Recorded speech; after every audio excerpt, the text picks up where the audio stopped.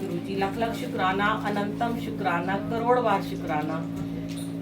गुरुजी कैसे कैसे कहाँ कहाँ सेवा में बुलाते हैं, वो तो उनकी मर्जी है, हम तो उनकी मर्जी से चलते हैं। और अलवर का हमेशा नाम ही सुनती थी मैं, और आंटी बहुत टाइम से कह रहे थे कि सत्संग कराना चाहते थे पर हो नहीं पा रहा था।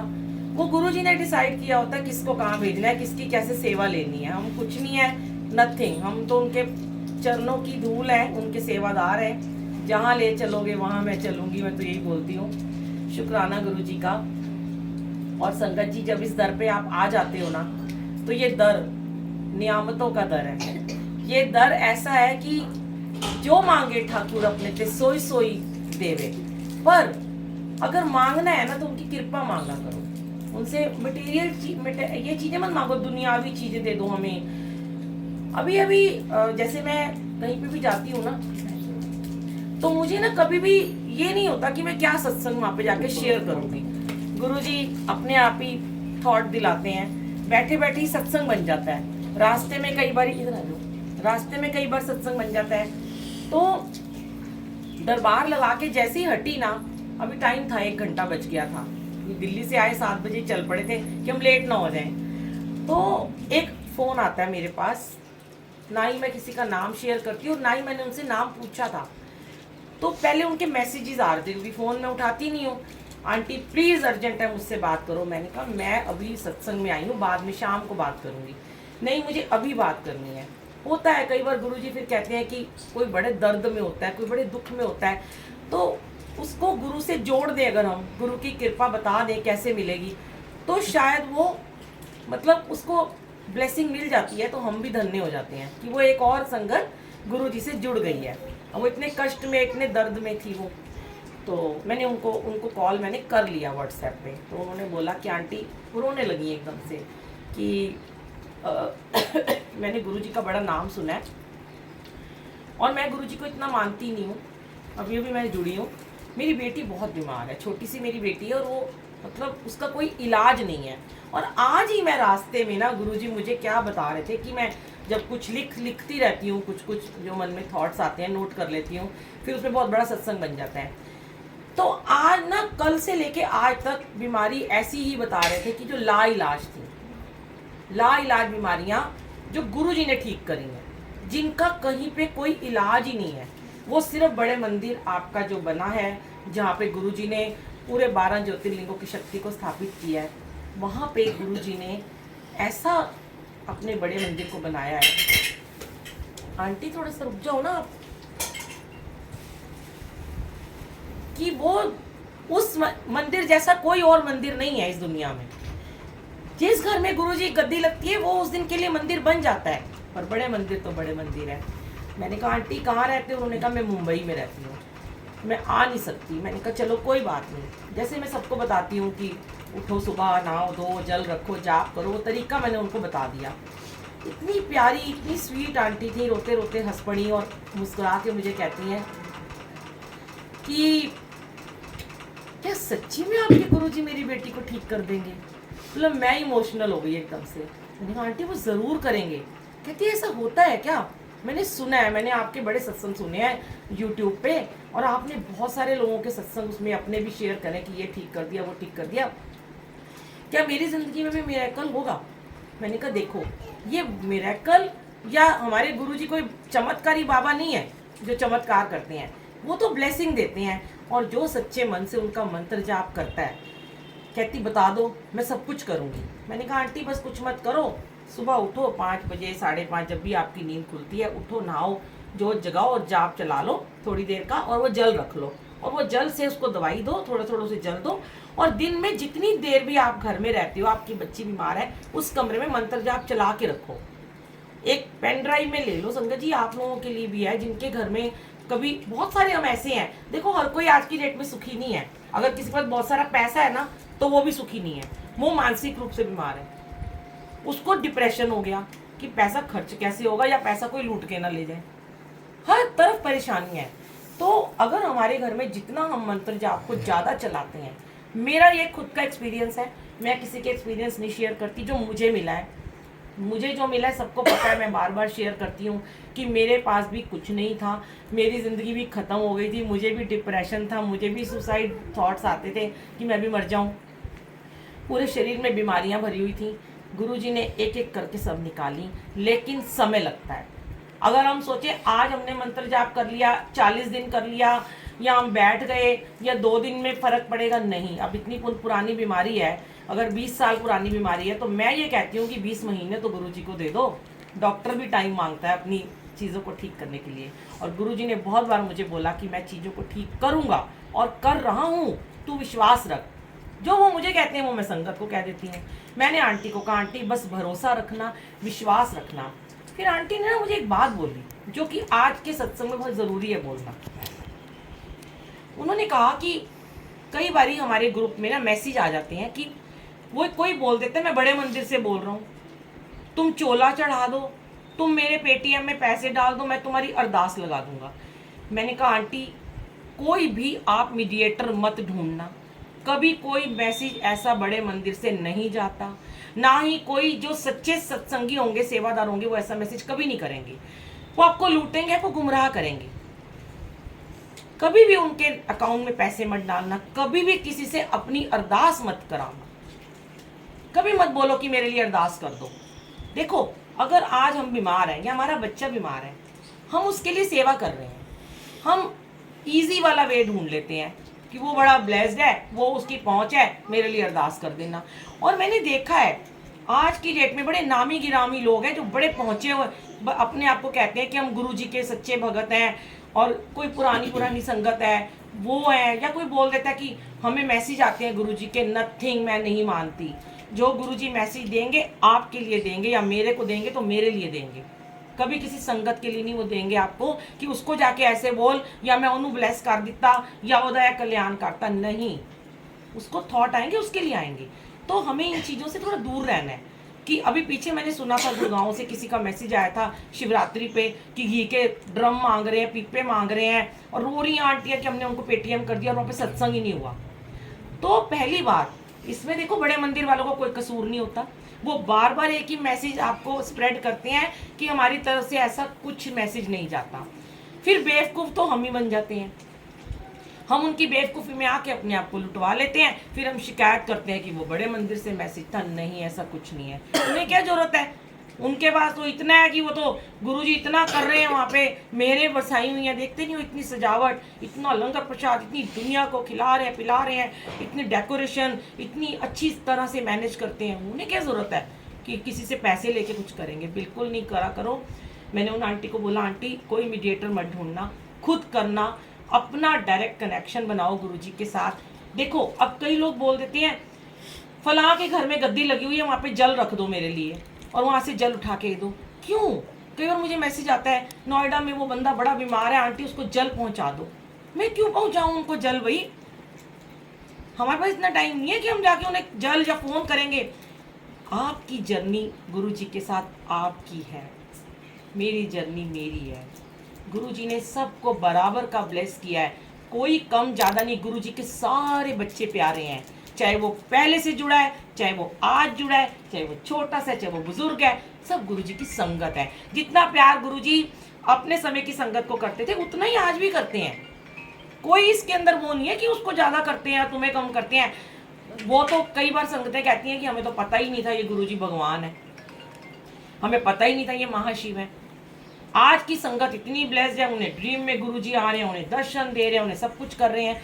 लेकिन डायरेक्ट कनेक्शन बनाना है, कभी भी आसान रास्ता मत ढूंढो संगत जी, क्योंकि ना जो हमें तप करके मिलता है ना, कठिनाई से मिलता है। जो बच्चा पढ़ता है ना, स्कूल में ज़्यादा पढ़ाई करता है ना, दिन रात पढ़ता है ना, वही फर्स्ट आता है क्लास में, और वही स्कूल का हेड बॉय हेड गर्ल बन जाता है और मॉनिटर बनता है, और फिर आगे जाके वो नाम कमाता है। जो बच्चे पढ़ेंगे ही नहीं, क्लास अटेंड नहीं करेंगे, होमवर्क नहीं करेंगे, क्लास वर्क नहीं करेंगे, पीछे रहेंगे, नालायक में रहेंगे, और सत्संग में आके बातें करेंगे, फ़ोन का यूज़ करेंगे, उनको टीचर क्या करती है? बाहर निकाल देती है। सत्संग भी वही क्लास है आपकी, सत्संग में भी यही कहा जाता है भाई बार बार फ़ोन का यूज़ करोगे तो डिस्टर्ब करते हो लोगों को आप, तो यही कहते हैं ना बाहर चल जाओ। ये गुरुजी ने सिखाया है, ये क्लास है भाई, फ़ोन है तो बाहर जाओ। यहाँ तो फ़ोन स्कूल में आपके बच्चों को फोन अलाउड ही नहीं होता ले जाना, कोई ले जाता है स्कूल में फोन, फिर भी आप यहाँ पे फोन अपना इस्तेमाल करते हो। यहाँ पे फोन बंद करके आया करो, बातें नहीं करनी होती, सत्संग शुरू होने समय से पहले पहुंचा करो।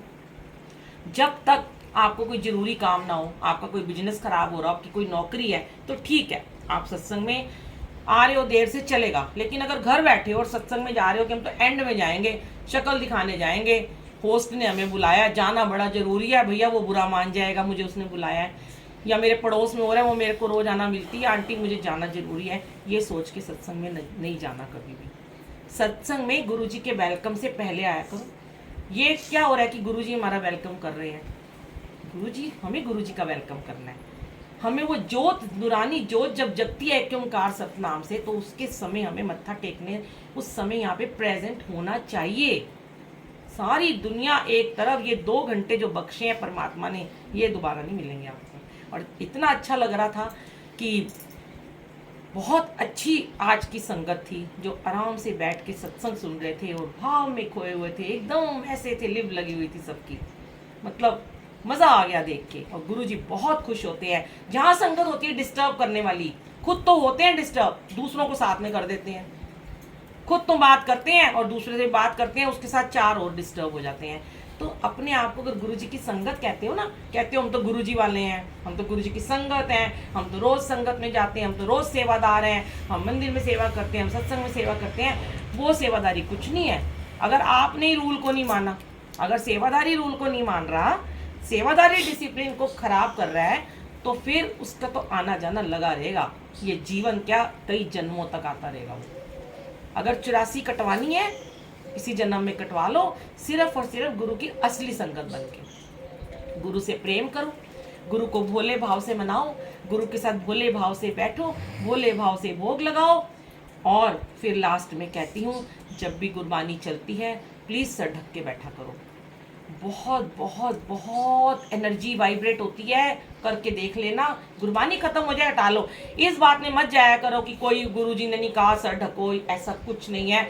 मैंने आज तक गुरुजी की कोई भी आवाज में या वाणी में या वचनों में ऐसा नहीं देखा कि गुरुजी ने ये कहा कि सर मत ढको, या जिन्होंने सर ढका हो उनको मंदिर से बाहर निकाल दिया हो, ऐसा कुछ नहीं है। हम गुरुद्वारे जाते हैं, मंदिर जाते हैं, कोई बड़ा आता है, कोई महापुरुष आता है, कोई सास आती है, सर ढकते हैं ना। तो बानी जब चलती है ना, बानी का सत्कार किया करो। जब आप बानी का मान करते हो, गुरु आपका सम्मान करते हैं, याद रखना। जैसे आप बानी चले, अब एक ओंकार चलता है, सर ढक लेते हो, अनंत साहब चलता है, सर ढक लेते हो, वाहिगुरु चलता है, सर ढक लेते हो, से सिमरे जी नाम सिमराए, नदर करे ता सिमरिया जाए, ये भी तो गुरु ग्रंथ साहब जी के ही शब्द है। वो शब्द भी तो गुरुओं ने लिखी है बानी, अगर वो चलती है सर ढका करो। वैसे बात सबने सर ढक लिया था, 1-2 को मैंने बोला, इसीलिए मैंने कहा। पता है आपको, मैंने एक दिन पहले भी बोला था, गुरुजी कहते हैं जिस क्लास में मेरे स्टूडेंट हर कहना मानते हैं सेवादारों का, प्रॉपर तरीके से डिसिप्लिन में रहते हैं, मैं उस क्लास को 100 में से 100 नंबर देता हूँ। और आज दिए आप सबको गुरुजी ने नंबर, और चाहते हो हर बार आपको 100 में से 100 नंबर मिले, 100 में से 200 मिले, तो ज़रूर उनकी बातों को थोड़ा फॉलो करो। इस बात में मत जाओ कोई तुम्हें क्या कह रहा है, जो आपके दिल को अच्छा लगे ना वो करो। मन को अच्छा लगता है ना, कोई हमारे घर हमारी सास आती है, फटाफट, पुराने ज़माने में क्या होता था, लोग इतने लंबे लंबे घूंघट करते थे, तो उन्हें कोई कहता था कि करो। आज सब कुछ हट गया, अब सत्संग खत्म हो गया, हटा लो सिर से चुन्नी, कोई बात नहीं। लेकिन और जिसके गले में दुपट्टे नहीं होते वो प्लीज़ दुपट्टे लेके आया करो। आंटियों को गुरुजी ने, मैंने सत्संग डाला है, आप सुनना, बुलबुल आंटी सत्संग, दुपट्टा सत्संग, ये गुरुजी ने कराया था। कि उस टाइम गुरुजी ने बताया मेरे घर में 30 स्वरूप लगे हुए हैं, मुझे उसी मंदिर में बिठा के बताया, हर स्वरूप में चोले में गुरुजी ने दुशाला ओढ़ा हुआ, देख लो। वो पुरुष होके दुपट्टा लेते थे, शॉल रखते थे अपने ऊपर, हम स्त्रियां होके भी, आंटियां होके भी हम अपने गले में स्टॉल तक नहीं लेके आते हैं। तो वो मान है अपने गुरु का, उसका मान करो, उनकी बानी का मान करो, बानी में ही सतगुरु बसता है। गुरुजी कहते हैं तुम दुनियादारी छोड़ दो, तुम्हें गुरबानी समझ आए ना आए, तुम इस गुरबानी को अंदर लेके जाओ, इसके लय में खो जाओ। जैसे से तुम्हारे अंदर गुरबानी जाएगी, मैं तुम्हारे मन की सारी मैल को बाहर खींच के निकाल दूंगा। वो वाणी से ही हमारे दिल की मैल, मन की मैल साफ होती है। हम सोचे हम तो मैले नहीं है, हम तो कोई पाप नहीं करते हैं, हमें क्या पता हम कितनी नेगेटिविटी से गुजरते हैं, हम दिन में कितने झूठ बोलते हैं, हम कितनी निंदा चुगली करते हैं। सबसे बड़ी बात है, बाहर निकलते ही सब भूल जाएंगे, वही निंदा चुगली में लग जाएंगे, और नहीं तो मेरी कर देंगे निंदा चुगली। आंटी बड़ी स्ट्रिक्ट थी, कह रही थी चुप हो जाओ, फोन रख दो, बातें मत करो। वो मेरी निंदा चुगली नहीं है, वो मैं सेवा में हूँ। अगर हम सेवा में खड़े होकर कुछ बोलते हैं, हमारा आपका कोई रिश्ता नहीं है संगत जी, हमें क्या लेना, हम अपने लिए थोड़ा ना बोलते हैं, हम तो सीख गए हैं, हम तो कर रहे हैं सेवा रोज की। आज इतने सालों से गुरुजी डेली सेवा में भेज रहे हैं, तो एक्सपीरियंसेस हो रहे हैं और लोग हो रहे हैं, ठीक कर रहे हैं चीज़ों को। पहले नहीं मानता था कोई, पता नहीं गुरुजी ने क्यों मुझसे इतने सालों से बुलवाया। आज जहाँ पर भी हमारे को गुरुजी सेवा बख्शते हैं, बिना कहे लोग सर ढक लेते हैं और बिना कहे फ़ोन बंद कर देते हैं, क्योंकि उनको पता है कि बुलबुल आंटी थोड़ी स्ट्रिक्ट है, वो बोल देंगी, तो उन्हें बुरा भी नहीं लगता। अब देखो आज की एक और बड़ी अच्छी बात है, आज मैंने बोला कि सब लोग नीचे बैठ जाओ, आपके घुटने ठीक हो जाएंगे। कुछ आंटियां थी, उनको बैठा भी नहीं जा रहा था, फिर वो बैठी, अंदर अंकल बैठे, इतने एजिड अंकल हैं, ये ऊपर बैठे थे। मैंने एक दूसरे अंकल को बोला कि अंकल, वो कहते मुझे स्लिप डिस्क है, वो चले गए ना अंकल। मैंने कहा अंकल मुझे स्लिप डिस्क की प्रॉब्लम थी इतने साल से, मुझे गुरुजी ने ऐसे बिठा बिठा के यहाँ पे ठीक करा है, और जो यहाँ लंगर प्रसाद मिलता है वो यहीं पे खाओगे तभी ठीक होगे, या बड़े मंदिर में जाकर खाओगे तभी ठीक होगे। वो अंकल जिनको स्लिप डिस्क थी वो बैठ गए जमीन पे, उनको देख के ये वाले अंकल जो डंडी पकड़ के आए वो बैठ गए। मैंने इनके कहा भी नहीं इनको, तो गुरुजी खुश हुए ना। अब जो इनको ब्लेसिंग मिलेगी उसका एक पार्ट मुझे भी जरूर मिलेगा, 1%। मैं बड़ी स्वार्थी हूँ, मुझे तो वो ब्लेसिंग ही चाहिए। अंकल जी आए, आरती करी, फिर जमीन पे बैठ गए हैं। ये अंकल जो है, मैं सच सच सच नमन करती हूँ अंकल, आपको शुक्राना आपका कि आप बैठे आके। पता नहीं आपके आज कितने कर्म काट दिए गुरुजी ने, सारी प्रॉब्लम्स खत्म हो जाती हैं। गुरुजी भी अपने समय में किसी को चेयर नहीं देते थे, और आज भी मंदिर के अंदर चेयर नहीं है, बाहर लगी है चेयर, जिसको बैठना है वो दूसरे कमरे में जाके बैठेगा। गुरुजी के सामने कुर्सियां नहीं लगाया करो। कई लोग, मैंने सारा कुछ आज हमने यहाँ से देख लो हटा दिया, ये गद्दी अंदर लगी थी, कितने लोग बैठते, दर्शन ही नहीं हो रहे थे। अपने आप गुरुजी ने अपना स्थान यहाँ बनाया, अब सारी संगत को दर्शन भी हो रहे हैं, कितना अच्छा लग रहा है। हम नहीं करते हैं, ये अपने आप कराते हैं, जगह चेंज कर देते हैं, अपनी खुद बनाते हैं अपनी जगह, और कितनी संगत को ब्लेस करते हैं। जितना बैठोगे, ये मेरे घुटने कभी नहीं चलते थे ज़िंदगी में, मैं चौकड़ी नहीं मार सकती थी, आज मैं ऐसे बैठ जाती हूँ, खड़ी नहीं हो सकती थी, इतनी मेरे को प्रॉब्लम थी, माइग्रेन, स्लिप डिस्क, 1 मिनट भी खड़ी नहीं हो सकती थी। आज गुरुजी 8-8 घंटे खड़ा करते हैं, इतना लंबा 5 घंटे का सफ़र करके दिल्ली से गाड़ी में भेज देते हैं, कभी कहाँ, कभी हिमाचल, कभी अमृतसर, रोज भेज रहे हैं। डेली की सेवा है, कुछ नहीं होता, क्योंकि अपना जीवन इनको समर्पण कर दिया। आप ले लो, कर लो, ठीक तो तुम्ही ने करना है, जीवन तुमने दिया है, संभालोगे तुम। तो बस ये मांगा करो, गुरुजी हमारे पे अपनी कृपा बना के रखो, हमें हमारा हाथ पकड़ लो। हमारा हाथ बड़ा कमज़ोर है, आपका हाथ बड़ा मजबूत है, आप पकड़ लोगे तो ये कभी नहीं छूटेगा। और हमारे परिवार पे हम पे कृपा बनाओ, और हाँ, हम आपके हुक्म को माने। जो यहाँ प्रसाद मिलता है ये रखा मत करो, इसको खाया करो। यहाँ कोई व्रत कुछ नहीं होता। कल गए थे, कल परसों क्या था, एकादशी थी ना, पता नहीं क्या था, तो वहाँ पे लोगों ने व्रत रखे हुए थे, और उन्होंने मैंने उनको कहा कि यहाँ कोई व्रत नहीं है, गुरुजी की दवाई है, खा लिया उन्होंने। अब उन्होंने कहा हमें पाप लगेगा, तो मैंने बोला कि अगर तुम्हें गुरुजी अगर तुम्हें पाप लगाएंगे ना, वो मुझे लग जाएगा, तुम खा लो, तुम्हें नहीं लगेगा। इतनी बड़ी बात कोई बोलेगा आपको, तो उन्होंने खा लिया। तो क्या मुझे पाप नहीं लग रहा, वो मुझे पता है मेरे को गुरुजी क्या कर रहे हैं, मेरे तो और कर्म कट रहे हैं। तो शुक्राना गुरुजी का, लख लख शुक्राना। ऐसे ही गुरुजी अपनी सेवा में बुलाते रहे। आंटी कह रहे थे कि आपको बार बार अलवर आना पड़ेगा, परसों भिवाड़ी आना है। मैंने कहा चलो शुक्राना गुरुजी, जहाँ जहाँ हम कभी नहीं गए वहाँ भी आप लेके हमें चल रहे हो, तो thank you so much. Aunty के घर बहुत